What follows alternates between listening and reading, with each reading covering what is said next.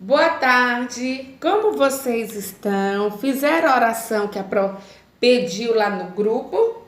Então, como combinamos na aula, né? Ontem, segunda-feira, hoje a revisão para a nossa avaliação teste, que será amanhã, quarta-feira. E aí nós temos para estudo, né, recapturar tudo que nós vimos nessa unidade, que são seres vivos microscópicos. Esses seres, eles são encontrados em diferentes locais do ambiente. Por toda a parte encontramos esses seres. Podemos ver?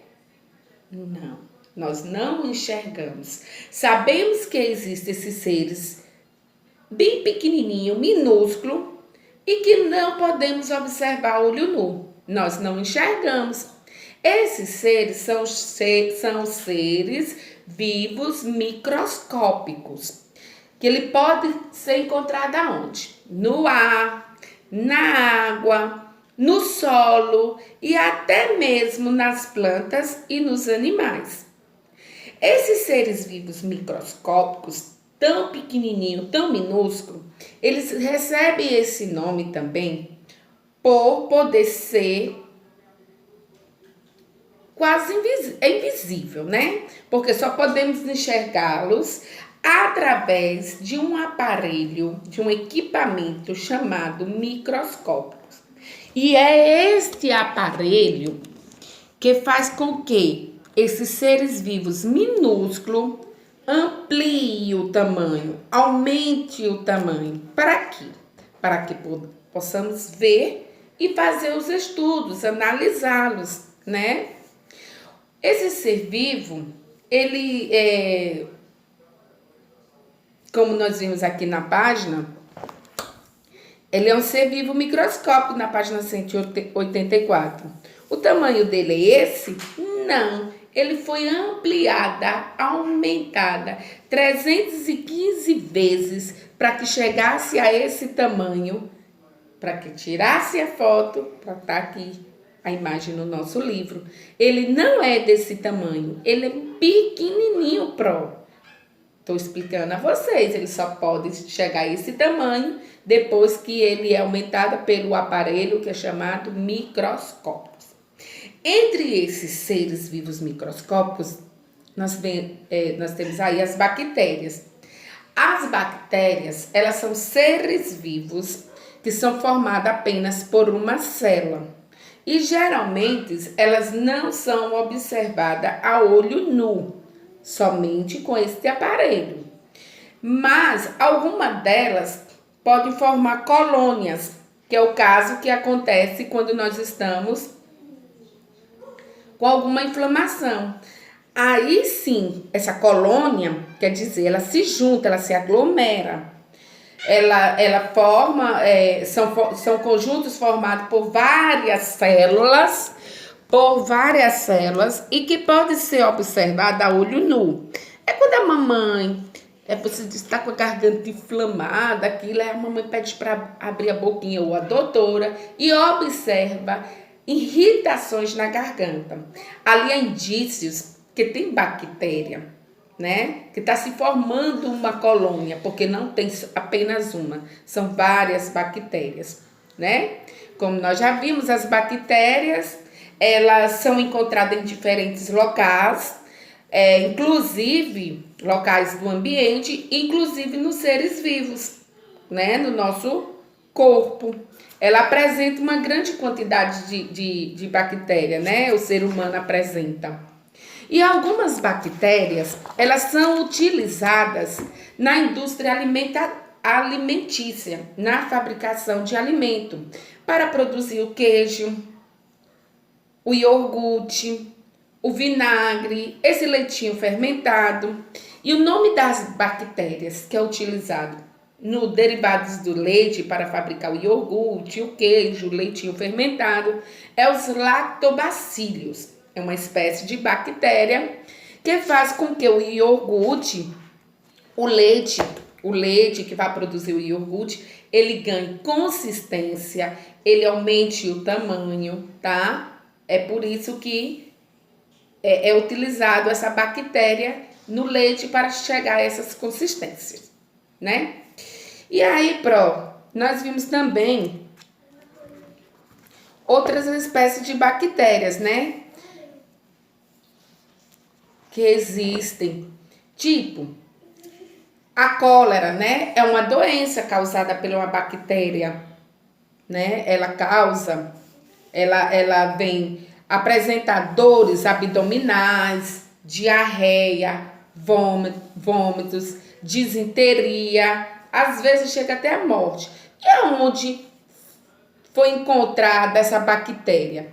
A infecção, ela ocorre quando o ser humano ingere água ou alimentos contaminados por essa bactéria da cólera. Então, por isso, devemos tratar bem da nossa água, fervendo ou filtrando, ou água mineral, lavar bem os alimentos para não ingerirmos essa espécie de bactéria.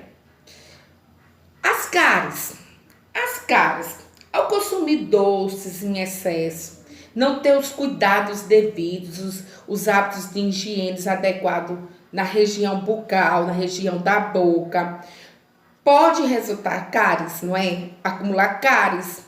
Mas não são os alimentos que causam diretamente as cáries nos nossos dentes. As cáries dentárias é uma lesão no dente, causada por substâncias produzidas por bactérias, que vivem na nossa boca e que se alimentam de açúcar presentes nos alimentos que ingerimos. Por isso, ao consumirmos qualquer espécie de alimento, não somente os doces, nós devemos praticar a higiene bucal, passar o fio dental, escovar direitinho, tá?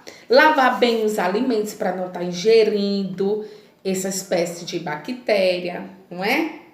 Aí vem os fungos. Os fungos, até a Pro mostrou para vocês, aquele pão embolorado, né? Os fungos são seres encontrados em ambientes úmidos, abafado e com muita umidade, né? Abafado, úmidos e com alimentos disponíveis para que eles venham se reproduzir. Algumas espécies, são formados por várias células e pode ser observado a olho nu, que é o caso dos cogumelos. Orelha de pau. Orelha de pau é uma espécie de vegetação que é encontrada em região bem úmida, tipo serras, que tem muita chuva, tá?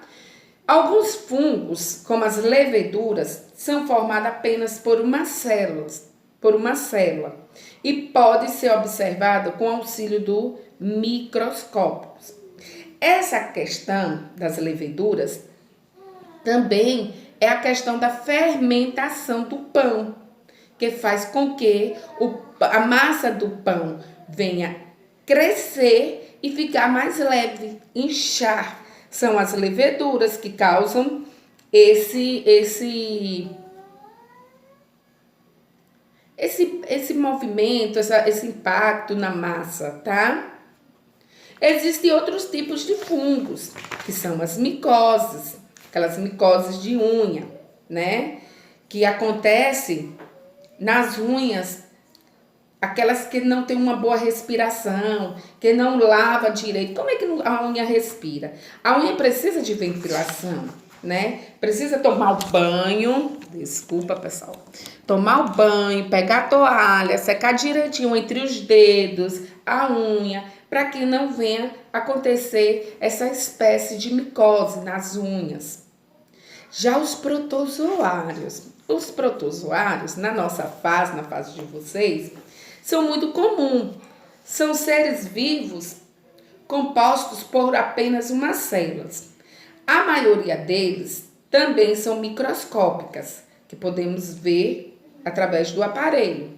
Mas existem alguns que podem ser observados a olho nu, sem o aparelho, que são os protozoários, que são encontrados em diferentes ambientes, como nos corpos d'água, no solo, nos seres vivos e nas matérias orgânicas em decomposições, né? E esses protozoários, eles podem causar doença nos seres humanos, como a malária, as verminoses, que são as giardias, os vermes que nós falamos. A mamãe diz, cuidado, não anda descalço por conta dos vermes. Lava bem as frutas, lava bem a mão com água e sabão, ó, tá? Para ter esses cuidados por conta dos vermes, das bactérias. Aí, pronto, veio um outro assunto, bem ligado, que é a prevenção de doença. Para prevenir doença, geralmente tem aquelas campanhas da vacinação, né?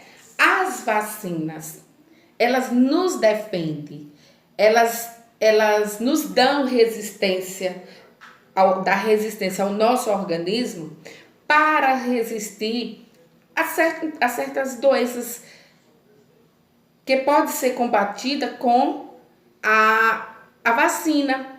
Não é que a vacina ela cure, ela trata, mas ela nos dá resistência para combater esse vírus, a doença, né?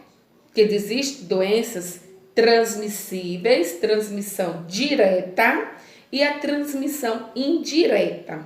A transmissão direta é quando um corpo saudável fica próximo de outro que não está saudável e por um aspecto transmite a doença, né? Vem a transmitir. Tipo a gripe. A gripe, eu estou saudável, mas minha colega do lado espirrou, eliminou alguma gotícula da saliva. Se eu não me vacinei para ganhar resistência para combater, a tendência é adoecer, não é? E a indireta? A indireta é quando uma pessoa sadia adquire doença por meio de objetos, como a água, o solo, outros animais contaminados, né?